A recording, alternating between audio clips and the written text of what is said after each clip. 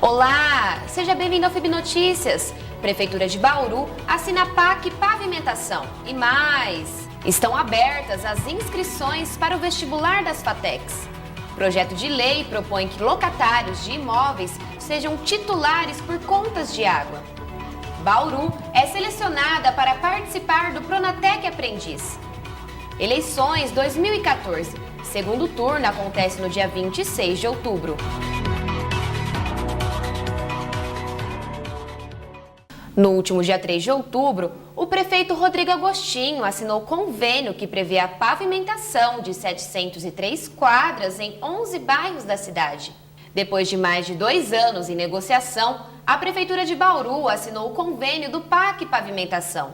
O programa foi firmado por meio do governo federal através da Caixa no valor de aproximadamente 38,7 milhões. Bom, na realidade o PAC Pavimentação é um dinheiro que não está vindo a título a fundo perdido. O que significa? Significa que é um empréstimo que a Prefeitura vai estar fazendo para pagar durante alguns anos aí. Esse dinheiro foi buscado através aí de uma proposta que partiu em 2012 e a partir daí começou a ser desenvolvidos os projetos. Os serviços serão divididos por lotes e diversos bairros da cidade de Bauru serão beneficiados. São vários bairros, eu vou titular alguns que me vêm à cabeça agora, tipo o bairro dos Tangarás, que todo mundo pergunta. O Parque Tangarás vai ser todo contemplado com sistema de galeria e pavimentação, Sante de Virgem, Jaraguá, Pousada 1, o restante da Pousada 1, Pousada 2, também a gente vai ter o Parque, Parque Viaduto, e em um Jardim Ferraz. E entre outros bairros, tipo Ouro Verde também tem algumas quadras que também vão ser contempladas nesse projeto. O projeto é um financiamento subsidiado com recursos do FGTS e vai beneficiar 703 quadras de terra em 11 bairros da cidade. Para o secretário de Obras, a conquista veio após 2 anos de muita batalha. Eu acredito que conseguiu, graças a uma luta bem grande do prefeito e também da Câmara Municipal, que nunca deixaram esse projeto de lado, porque existiam várias cidades que estavam concorrendo para tentar buscar esse recurso, mas graças aí ao esforço da parte política da cidade, houve esse sucesso. E também dos técnicos que trabalharam para desenvolver os projetos. Todos os projetos foram desenvolvidos aqui na Secretaria de Obras. Se fosse para a gente estar contratando, teria mais de 1 milhão que a gente teria que pagar só de projeto. Isso aí foi feito tudo por técnico da própria Secretaria de Obras. Mesmo com o convênio, ainda ficarão cerca de 300 quadras sem pavimentação.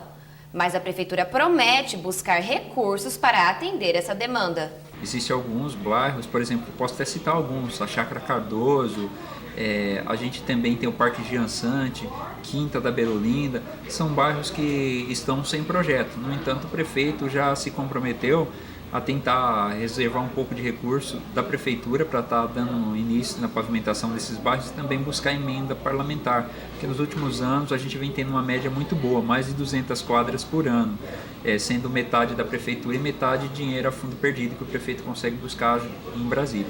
A expectativa é que as obras comecem no início de 2015. É difícil falar em data certa, a gente percebe a estação de tratamento de esgoto que sempre parece um ou outro recurso. Essa é uma outra obra que é interessante, porque é uma obra aí que para mais 39 milhões, mas com certeza vai chegar aí na casa dos 45, 46 milhões. Então, diversas empresas vão estar concorrendo. Se não tiver nenhum problema, lá para fevereiro, março de 2015, a gente pretende iniciar essas obras. Sidney afirma que o projeto é um ganho para as famílias que moram nesses bairros. Com certeza é melhoria na qualidade de vida. A gente percebe que muitas vezes essas pessoas não conseguem nem sair da casa quando chove, não conseguem tirar seus veículos, coleta de lixo não passa, de lixo domiciliar, e com isso, com essa pavimentação, esse sistema de drenagem, Vai melhorar com certeza o bairro, questão de segurança, questão de saúde, porque a coleta de lixo vai estar funcionando, e a valorização pessoal e do imóvel também, que acaba vindo agregado com todo esse trabalho. Tiago acredita que a pavimentação vai ajudar na valorização da sua casa. Olha, eu acho muito importante, sim, a gente espera que dê certo realmente, né? Por exemplo, eu moro aqui há mais ou menos 15 anos e essas 2 ou 3 quadras aqui, elas ficaram excluídas, né? Todo o restante já asfaltado, a gente sente falta, isso facilita para quebrar os canos, sempre acontece, geralmente, uma vez por semana o DAI vem aqui, né? E em época assim de eleição tem muitas promessas, né? Então a gente espera que isso persista depois dessa época e que realmente tenha chegado a nossa vez, que a gente está esperando aí há muitos anos. A questão estética mesmo, para ficar acessível, né? Agrega valor à casa quando é asfaltado, então afeta de várias maneiras, né? Estão abertas as inscrições para o vestibular 2015 das FATECs, Faculdades de Tecnologia. Veja as vagas para Bauru. A FATEC é a Faculdade de Tecnologia do Estado de São Paulo. Ela tem cursos gratuitos e visa formar tecnólogos para o mercado de trabalho. Os tecnólogos eles se formam em 3 anos nas FATECs. E explica pra gente então quais os cursos que estão disponíveis aqui na cidade de Bauru e quantas vagas são? Os cursos aqui em Bauru são 4, né? É o curso de Tecnologia em Sistemas Biomédicos, Tecnologia em Banco de Dados, Tecnologia em Redes de Computadores e Tecnologia em Automação Industrial, totalizando 200 vagas. E o que o estudante então ele precisa ter para concorrer a essas vagas? Ele precisa ter cursado todo o ensino médio, ter concluído, ou estar concluindo agora no final do ano, ou ainda aqueles que estudaram em EJA, Escolas Jovens e Adultos, e já concluíram esse ensino. E até quando vão as inscrições e como que as pessoas elas podem fazer para se inscrever? Tem algum custo? As inscrições vão até o dia 10 do 11, 10 de novembro. Tá? Tem uma taxa de R$ 70 que ele recolhe numa agência bancária ou em casas lotéricas. Ele vai entrar no site www.vestibularfatec.com.br, preencher um formulário com todos os seus dados, imprimir um boleto bancário e recolher essa taxa de R$ 70. Visa informar que a gente aqui na FATEC, na rua Manuel Bento Cruz, 330, a gente montou um posto de atendimento exclusivo para o candidato que não tem acesso à internet. Então ele pode procurar a gente no horário das 9 até as 5 horas da tarde e vir aqui que ele pode usar a internet e imprimir o seu boleto. Eu queria que você falasse um pouquinho então sobre a prova. Como que é a estrutura dela e quando que ela vai ser aplicada? A prova vai ser aplicada no dia 14 de dezembro. Às 13 horas da tarde. O candidato ele tem que se preparar, né, tem que estudar as disciplinas que ele cursou no ensino médio, matemática, português, química, física, inglês, tem a redação, né, ele vir preparado com uma garrafinha de água, um chocolate, lápis, caneta e borracha, e pode utilizar uma régua. E vir calmo, tranquilo, fazer uma refeição leve no dia do exame e dormir bem à noite. E a prova em si ela é separada em questões de português, matemática? Explica um pouquinho sobre essa parte pra gente. Sim, a prova é toda separada, então são algumas questões de português, exclusiva de interpretação de texto, questões exclusivas de matemática, de inglês, questões exclusivas só de química e física e a redação que é separada. O projeto de lei da vereadora Thelma Gobi propõe que locatários de imóveis sejam titulares por contas de água. O projeto, que foi aprovado por unanimidade nas 2 sessões legislativas da Câmara dos Vereadores de Bauru, propõe que os moradores de aluguel passem a ser titulares por contas de consumo de água e esgotos emitidos pelo DAI, Departamento de Água e Esgoto. Um projeto é uma ideia que a gente tenta implementar no município. E esse projeto veio de encontro a fazer com que quem consuma de fato o bem que utilizou seja responsável pelo pagamento, né? Então é um projeto de lei onde a gente pede para que as contas de água do município de Bauru sejam colocadas no CPF ou no CNPJ, em caso de pessoa jurídica, de quem utilizou o bem, né? Então esse é o fundamento principal do projeto. Quando ele entrar em vigor, a gente tem sempre que lembrar que a lei não retroage no tempo e no espaço. Então, esse projeto só passa a valer a partir da sua publicação e os efeitos do mesmo só são do dia da publicação para frente. Então, uma pessoa, por exemplo, que tem um imóvel, esse imóvel está locado e essa pessoa não fez o pagamento das contas, o DAI vai cobrar da pessoa e não do proprietário do imóvel e também poderá cobrar do inquilino. Tá? Na verdade, essa situação ela já ocorre de fato em várias cidades. E o DAI aqui em Bauru, ele enfrenta sempre algumas medidas judiciais, dizendo que o direito do consumidor deixa claro que deve pagar pelo que foi consumido quem usou. Né? E com essa lei também, além do DAI cobrar a quem de fato deve, o DAI vai poder colocar o nome dessa pessoa no Serasa. Ele vai poder colocar no cadastro de pessoas devedoras. E quando essa pessoa for fazer qualquer outra compra, que precisar ter crédito e precisar usar o seu CPF, vai estar lá mencionado. Então, as pessoas também vão ter interesse em quitar as suas dívidas. Porque senão fica muito cômodo. Eu moro na sua residência e vou embora, alugo a sua residência e vou embora e deixo a conta para você. A vereadora afirma que a iniciativa do projeto se deu por reclamações dos bauruenses. Na verdade, uma série de pessoas, alguns aposentados, vários, aposentados se reuniram e conversaram comigo, dizendo: doutora Thelma, olha, nós temos, a senhora sabe que a aposentadoria dentro do nosso país ela é muito pequena. E a gente acaba, com muito custo, comprando a nossa casinha e às vezes herda um imóvel de um familiar. E esse imóvel passa a complementar a nossa renda. Só que, em vez de complementar, ele nos causa uma série de situações desagradáveis, porque nós temos até que pagar alguma coisa que nós não usamos. Afora isso, eu acho que a gente tem que deixar bem claro o que é direito e o que é dever. Todos nós temos direitos e temos deveres. E se você consumiu algo, é justo que você pague, não que eu pague. E se você não tem condições de bancar com as tarifas de água, de luz, quer sejam cobradas no seu município, o município tem que cumprir o seu papel e fazer as tarifas sociais, e não você bancar a conta das outras pessoas. Então, isso realmente surgiu, primeiro, porque várias outras cidades já fazem isso. Segundo, o DAI já sofre com ações e perde, normalmente. E terceiro, que uma série de pessoas colocou essa situação e a gente achou que é uma situação que mereceria ser regulamentada. A proposta propõe aos locatários dos imóveis a informar ao DAI para fazer a transferência da titularidade do pagamento. Na verdade é o seguinte, se você tem um imóvel, você vai cadastrar a conta de água no seu CPF.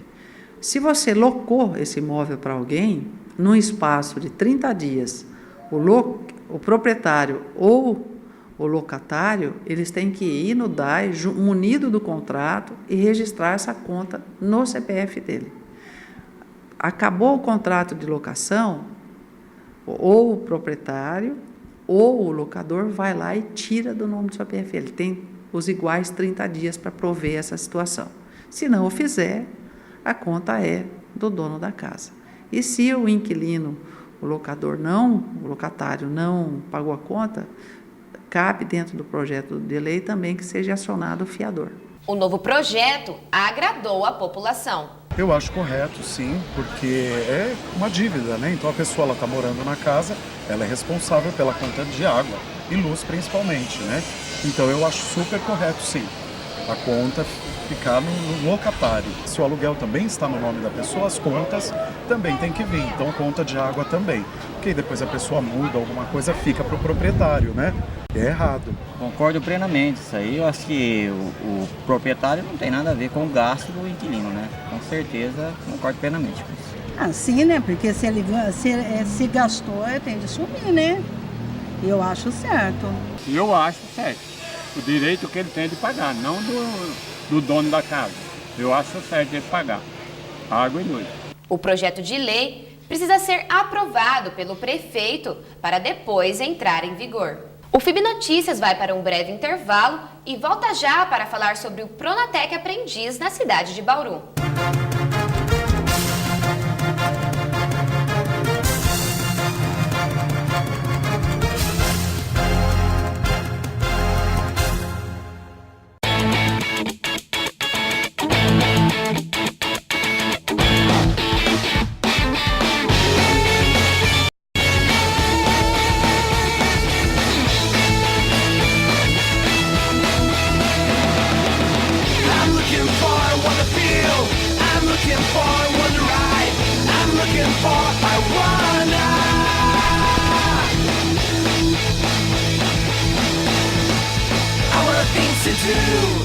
Usare Arte, produtos de moda e decoração desenvolvidos em parceria com artistas plásticos, designers e pintores. Acesse www.usarearte.com.br e conheça as obras do artista bauruense Fino Marques.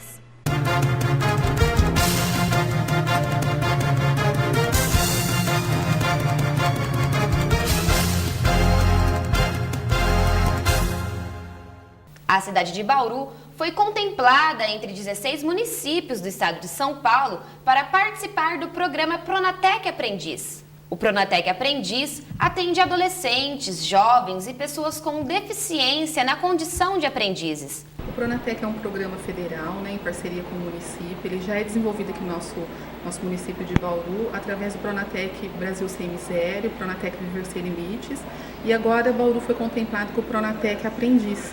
Então é uma nova modalidade que vai priorizar os jovens e os adolescentes do nosso município. O programa, lançado pelo governo em parceria com os Ministérios do Trabalho e Emprego, Educação e com a Secretaria da Micro e Pequena Empresa, vai permitir a contratação de jovens inscritos no Pronatec, Programa Nacional de Acesso ao Ensino Técnico e Emprego. Em Bauru, Kellen explica como vai funcionar o programa. Então, é um programa novo, inovador.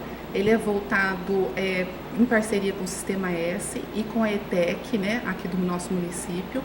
Então, vai ser uma articulação entre município, entre o Ministério do Trabalho e o Sistema Nacional de Emprego. Então, vai unir as intenções e os interesses dos adolescentes, mais os empregadores, e a Prefeitura fazendo toda essa articulação e a busca ativa desses jovens e adolescentes. São jovens e adolescentes de 14 a 24 anos, nessa modalidade de aprendiz, atendendo uma lei federal, como eles vão trabalhar nas pequenas e micros empresas, com essa modalidade e sempre numa outro viés de formação técnico-profissional. O aprendiz será contratado com vínculo empregatício formal e receberá o salário mínimo hora da empresa, com expediente entre 4 e 6 horas diárias. O programa também será um benefício para as micro e pequenas empresas. Esse é o diferencial, Antigamente a lei do aprendiz ele atendia só as médias e grandes empresas. O Pronatec Aprendiz surgiu justamente para atender as pequenas e microempresas, os órgãos da administração direta e outros postos, que não efetuam o pagamento, que não contribuem com o Sistema Nacional de Aprendizagem, que são os S's. Então, vem contribuir com essas pequenas e microempresas que no Brasil é maioria. Kellen afirma que em Bauru já estão certas 30 vagas para a ETEC, Escola Técnica Estadual, mas que ainda não tem data certa para o início do programa. Nós estamos no processo de articulação, nós já sabemos que nós temos uma parceria com a ETEC, nós já temos pontuado um apontamento de 30 vagas inicial. Então, o programa Acesso Suas, que no município faz toda a mobilização, a articulação, a busca desses adolescentes, nós vamos começar esse trabalho junto com o Ministério Público, com o Ministério de Trabalho, e nós estamos agendando essa reunião, aguardando o posicionamento do Ministério do Trabalho para a gente articular todos esses parceiros, para começar com um alinhamento de informações para estar fazendo essas orientações a esses jovens e adolescentes.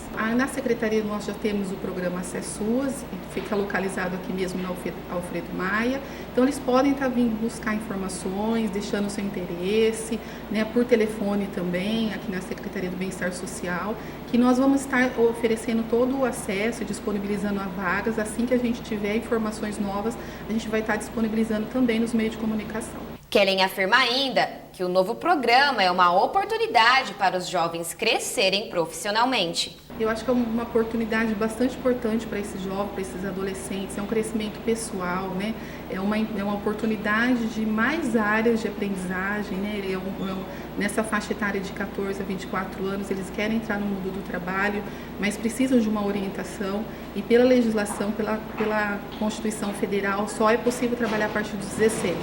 Esse possibilita a inserção no mercado de trabalho a partir dos 14, e isso traz um crescimento, traz um amadurecimento, uma inserção no mercado de trabalho com uma orientação.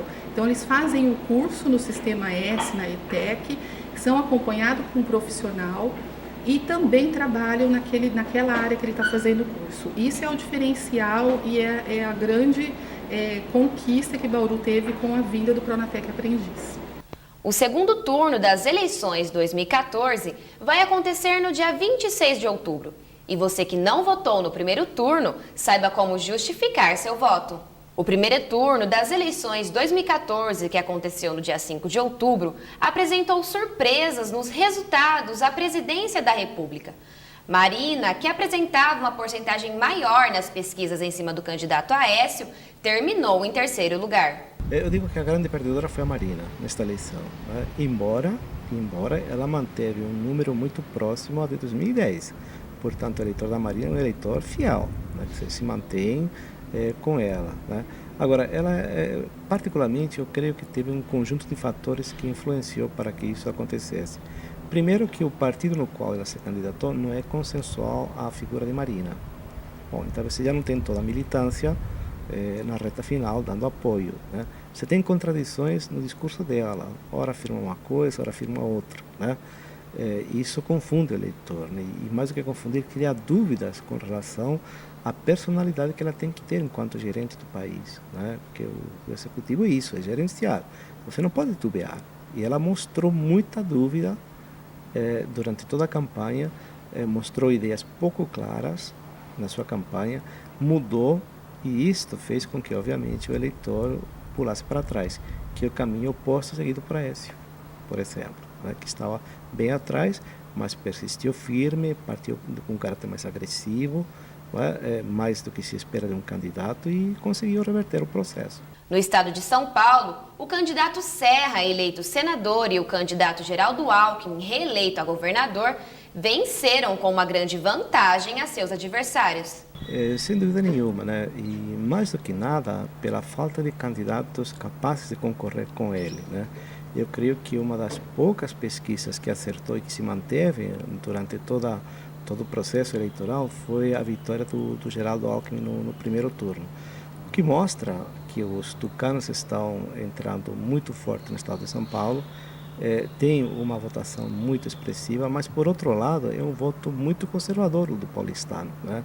Ele não é muito aberto para mudanças, e com isto aquilo que já existia acabou sendo referendado. Não foi surpresa nenhuma, não é? A surpresa poderia sido se houvesse segundo turno, mas como isso não ocorreu, então podemos considerar como previsível o resultado de governador. Sem dúvida nenhuma. Agora, eu particularmente, e muitas pesquisas também achavam que não ia ser tanta diferença na relação do candidato do PT com o do PSDB, né? Mas, de qualquer forma, nós dizemos assim na política que será uma briga de cachorro grande, ou seja, são dois nomes extremadamente consagrados no estado de São Paulo. Qualquer resultado seria previsível, né? Não surpreenderia nada. Agora, como o estado de São Paulo como um todo parece que bandeou já de uma vez para o lado do PSDB, então o Serra teve muita vantagem com isso, né? E saiu eleito também de uma forma bastante surpreendente pela diferença de votos. Em Bauru, nenhum dos candidatos a deputado federal conseguiu atingir os votos para serem eleitos. Já para deputado estadual, Pedro Tobias foi reeleito e o pastor Celso Nascimento vai estrear pela primeira vez na Assembleia Legislativa. Mais ou menos já era previsto que Bauru não tivesse um deputado federal.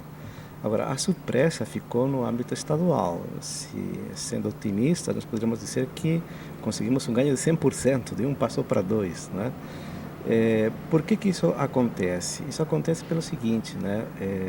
Nós não temos um deputado federal porque o percentual de votos que precisa para ser eleito pelos partidos que tinham candidatos é muito alto, né? Ou seja, aquele coeficiente eleitoral para nós é muito prejudicial, salvo que tivesse sido colocados muitos votos numa pessoa só e o partido tivesse tido um grande puxador de votos, que não é o caso. Então, mais uma vez, nós ficamos nas portas.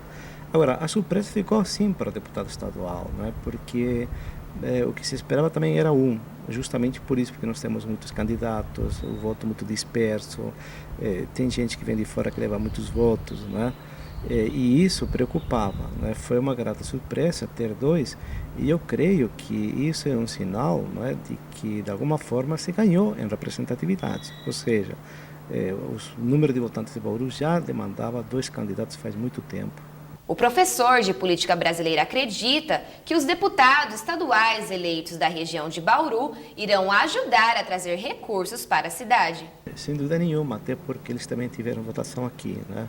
A votação que tiveram aqui em Bauru também contribuiu para que eles fossem eleitos.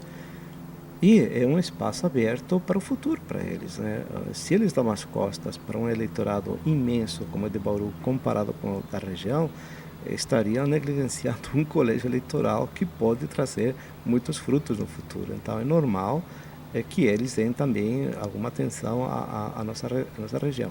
Embora eu digo o seguinte, que o principal responsável daqui para frente para conseguir verbas, recursos federais, é o prefeito. Infelizmente, a ausência do candidato, que seria a porta aberta no governo federal, né? Nós não temos, então cabe ao executivo local se movimentar mais ainda, né, para procurar os recursos.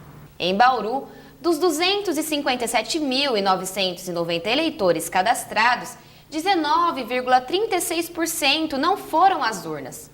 Para a presidência da República, o candidato Aécio foi o mais votado na cidade. Maximiliano acredita que o segundo turno não será diferente. Sim, inclusive eu creio que pode até aumentar a vantagem, não é? Quer dizer, do número de votos que irão para o Aécio. A tendência do estado de São Paulo, né? O que discorre, assim, de uma forma distorce de tudo o que aconteceu em Minas, né? Que é justamente o oposto. O estado do Aécio ele não levou, né? E aqui, na verdade, quem embalou a vitória dele foi o PSDB. Há um detalhe nessa trajetória toda que nós temos que ficar muito atentos. Se persistir a situação da falta de água, né, e ela se acentuar muito nesse espaço de tempo que nós temos pela frente, pode ser que exista uma reversão na votação. Por quê? Porque é uma má gestão de quem está no governo do Estado, no caso o PSDB. Então, tudo aquilo que se critica ao PT pode, de alguma forma, bater muito forte no PSDB. Então, eu alertaria para esse fator que está aí, que está tentando ser, de alguma forma, mantido, né? O abastecimento, dizendo que não tem problema, quando todos nós sabemos que é um problema, sim, gravíssimo em relação a isso. O segundo turno, que vai acontecer no próximo dia 26, vai eleger o novo presidente da República. A disputa será entre o candidato Aécio Neves e Dilma Rousseff, candidata à reeleição. Eu diria, inclusive, que com um nível muito baixo, né? Porque se nós temos o segundo turno, ele foi concebido para que os candidatos pudessem apresentar de forma mais detalhada as propostas. Ou seja, equipar os dois, do mesmo tempo na propaganda, né? Do mesmo tempo no espaço para poder apresentar os seus princípios, as suas ideologias, e é isso que a gente quer. Eu não quero obrigar, não quero baixaria, né? Mas infelizmente parece que se volta mais para você desqualificar o outro candidato do que para você apresentar propostas, né? E isso já começou, né? Já está aí visível. Espero que os candidatos tenham bom senso, né? Para rever um pouco as posturas deles e que a população quer esclarecimentos, né? Nós não queremos outras coisas, nós queremos que nos apresentem ideias, soluções para os graves problemas que estamos enfrentando. E você que não compareceu para votar no primeiro turno, saiba que você pode votar no segundo turno. O eleitor que tem o nome dele constando na urna eletrônica está apto a votar. Ele continua apto a votar no segundo turno das eleições, independentemente da ausência do primeiro. Então, mesmo tendo justificado o primeiro turno das eleições, ele deve comparecer às urnas no segundo turno e votar. O eleitor que não votou no primeiro turno deve justificar seu voto. Elas devem procurar os cartórios até 60 dias após o primeiro turno das eleições. Juliana explica que os eleitores que não justificarem seu voto sofrem algumas punições. As pessoas que não votaram no primeiro turno das eleições, elas devem procurar o cartório eleitoral para fazer uma justificativa por escrito para o juiz eleitoral, apresentando as razões pelas quais não votou, e se isso não for possível, então fazer o pagamento de uma multa. Porque a pessoa que não votou e não justificou, como eu disse, ela fica com débito perante a Justiça Eleitoral. Sendo assim, na inscrição para um concurso público, por exemplo, quando o edital exige uma certidão de quitação eleitoral, ela não tem essa certidão para apresentar. E assim encerramos essa edição. Escreva para nós, nos dê a sua sugestão e opinião. Basta enviar o e-mail para fibnoticias@fibbauru.br. FIB Notícias, um telejornal a serviço do cidadão.